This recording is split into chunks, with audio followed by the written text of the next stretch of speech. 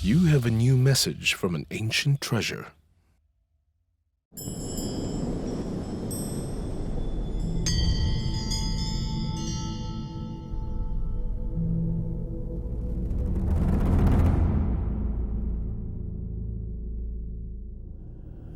"3,900 years ago, when the Shang dynasty was at its height, a massive bronze vessel was forged. From mining and smelting the ore, transporting it and creating the alloy, to the casting, decoration, and the final molding, making it must have been a long and arduous process.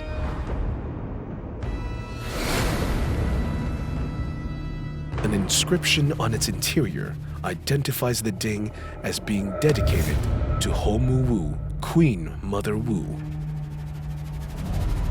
This huge bronze vessel weighs over 830 kilograms. Creating it would have required a large team of experienced craftsmen, more than a ton of metal, and an enormous furnace. Various experts who have analyzed the marks left by the mold have arrived at a number of theories as to how the ding was made. Some believe it was cast in parts. Others say the body was created in a mold with only the handles added later. If this were the case, careful control over the cooling process would have been needed, as the different parts vary in thickness. We can only speculate over how many attempts were made before success was achieved. Such bronze utensils were being made in China before the rise of the Roman era, and Sumerian Mesopotamia entered the Bronze Age first with daily use utensils.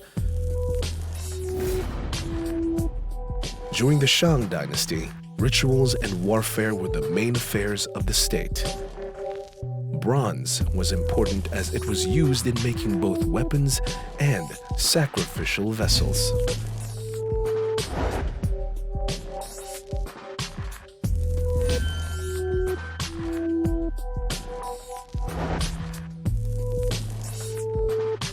The dispute on Queen Mother Wu's ding never ends.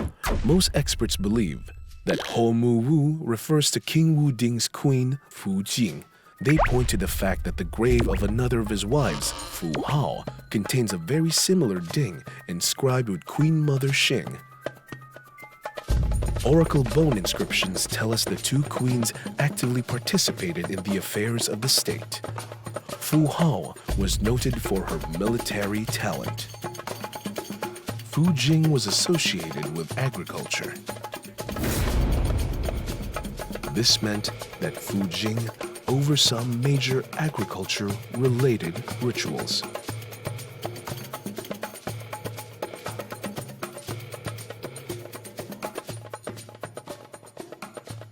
The Dahe Ding is another Shang-era artifact.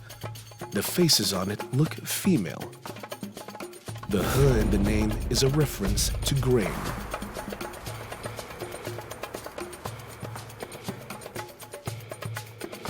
To the ancient Chinese, the earth was square and heaven was round. The earth is also female and the mother of all things. This leads us to the conclusion that square dings may be used by high-ranking female priests in offering sacrifices to the earth. A ding planted firmly on its forelegs was synonymous with stability. With time, dings became symbols of state power. Still today, the character for ding appears in many Chinese words, describing something that is solemn and dignified. The biggest of them all, Queen Mother Wu's ding, has become an object of national importance, exuding an aura of ancient power and glory.